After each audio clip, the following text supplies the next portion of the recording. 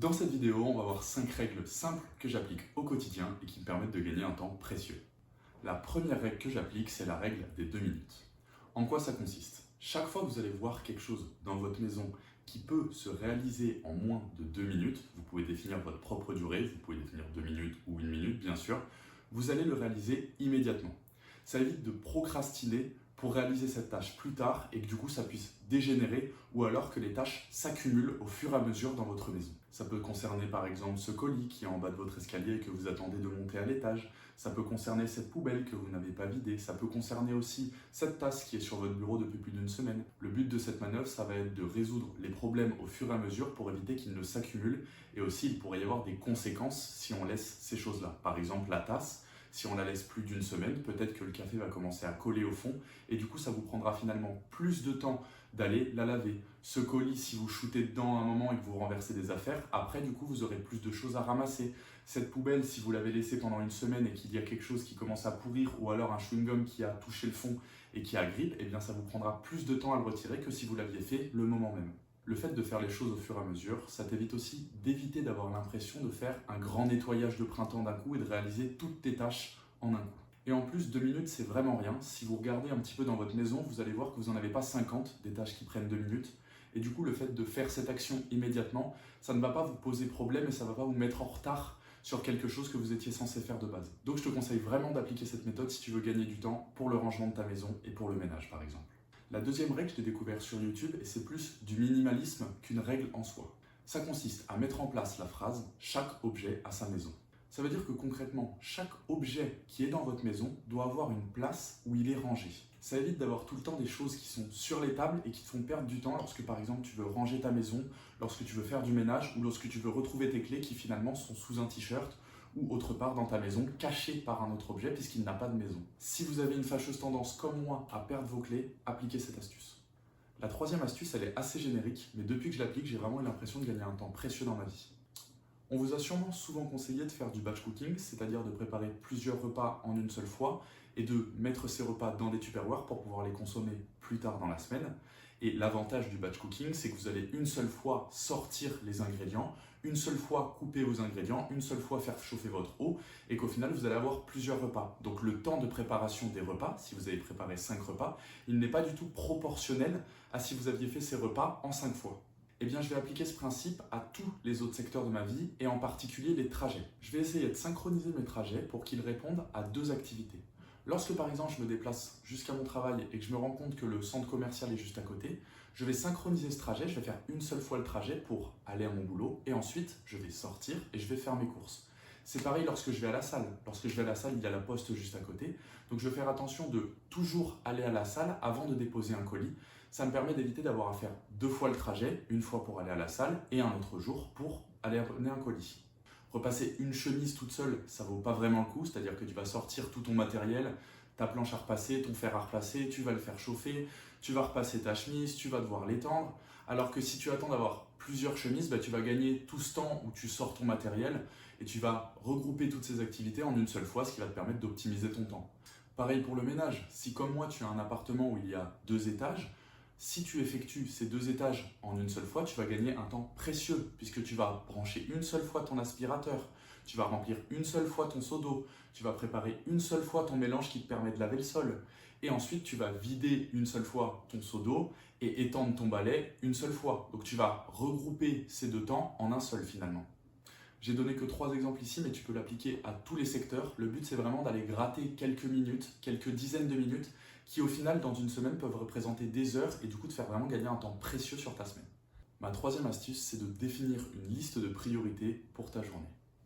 Je sais que ça fait un petit peu conseil de développement personnel, un petit peu flou et un petit peu bancal, mais depuis que je l'applique, j'ai vraiment gagné un temps précieux sur ma semaine et j'ai vraiment augmenté ma productivité. Je vais t'expliquer comment le faire de façon assez ludique. Personnellement, j'ai acheté une ardoise sur Amazon qui m'a coûté 10 € et chaque soir, avant de me coucher, je prends 1 minute pour écrire une liste de 5 choses que je dois réaliser le lendemain. La question que je vais me poser à chaque fois que j'écris ces choses, c'est est-ce que si j'ai fait toutes ces actions-là, ma journée est bien réussie? Si la réponse est oui, alors tu as trouvé tes 5 priorités pour la journée suivante. Le fait de les écrire sur une ardoise, ça va marquer une forme d'engagement. Tu vas aussi pouvoir réserver ta matinée et ta journée suivante à te concentrer sur des choses vraiment importantes et pas à réfléchir à ce que tu dois faire puisque tu l'auras déjà planifié. Le fait de cocher les actions aussi, c'est assez satisfaisant puisque ça te génère un petit peu de dopamine, le fait de savoir que tu as réussi à faire cette tâche. Pour cela, il faut vraiment que ces tâches elles restent atteignables et assez courtes à réaliser pour que tu puisses obtenir la satisfaction de les avoir finies à la fin de la journée. Le but, c'est de garder cette liste courte pour que ça définisse uniquement des actions importantes et ça va aussi t'aider à définir tes propres priorités dans la vie et voir si tu es en accord avec tes actions.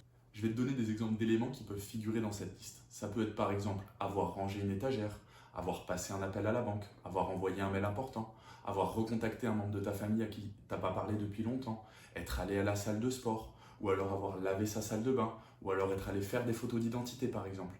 Il faut que tu choisisses 3 à 5 éléments dans cette liste que tu peux appliquer lors de la journée précédente et qui vont faire avancer tes priorités dans la vie. Le 4e élément, j'avoue que je me suis inspiré d'une autre vidéo YouTube sur laquelle quelqu'un parlait de ce sujet et que c'est vraiment un conseil que maintenant j'applique au quotidien et qui me fait également gagner un temps précieux. Ça s'appelle le fait de reset sa maison le soir avant d'aller se coucher. Tous les soirs, avant d'aller me coucher, je prends juste 5 minutes pour me balader dans la maison et essayer d'effectuer le plus de tâches possible qui va me permettre de rendre ma matinée le lendemain meilleure. Le but, ça va être d'effectuer le plus possible de petites actions qui vont nous permettre le lendemain matin d'être beaucoup moins stressés et de pouvoir profiter à fond de notre matinée sans avoir à retrouver nos clés, à désétendre quelque chose, à ranger un élément, à devoir passer un coup sur la table avant le petit déjeuner, à avoir à sortir sa tasse à café pour se faire son café et du coup de rendre notre matinée le plus agréable possible. Ça me permet aussi, bien sûr, de ne pas être sur mon téléphone le soir et du coup de faire diminuer mes niveaux de dopamine pour pouvoir m'endormir beaucoup plus facilement. Le matin, je peux aussi gagner quelques précieuses minutes de sommeil puisque je n'ai pas à aller préparer mes affaires ou à chercher des éléments puisque je les ai retrouvés déjà la veille. Le dernier conseil que je peux vous donner, c'est de mettre en place des routines dans votre vie. Je sais que le mot routine, il sonne pas bien du tout, notamment dans un couple où on dit que la routine tue le couple, mais votre cerveau, il adore les routines. Le fait d'avoir mis des routines en place, ça va permettre à votre cerveau d'être beaucoup plus détendu, ça va faire diminuer votre charge mentale puisque vous n'avez pas à réfléchir à ce que vous allez faire en suivant. Si par exemple, tous les lundis, vous avez décidé que vous allez à la salle entre midi et 2 et que en rentrant, vous allez aller faire vos courses et qu'ensuite vous allez regarder une série, eh bien votre cerveau est habitué à cela et il ne va pas réfléchir, ce qui va lui éviter du stress supplémentaire. Pareil, si vous prenez votre douche tous les jours avant d'aller vous endormir, votre cerveau il va interpréter le fait d'aller prendre une douche comme un signe que vous allez bientôt aller vous endormir.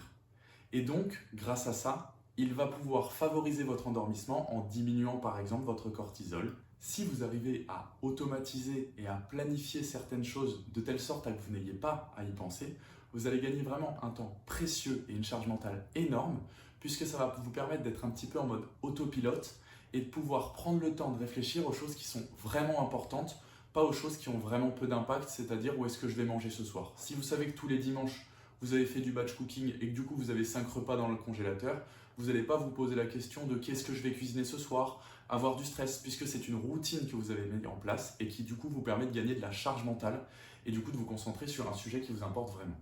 Ça revient un petit peu avec mon conseil numéro 2 qui vous incite à planifier votre journée pour pouvoir gagner du temps et être beaucoup plus focus dès le matin. Voilà pour les 5 règles que j'avais à vous présenter, vous en trouverez sûrement des centaines d'autres en ligne. Moi, je me contente d'appliquer celles-là qui me permettent vraiment de gagner un temps précieux dans mon quotidien. Si tu en as d'autres qui te tiennent à cœur, tu peux les mentionner en commentaire.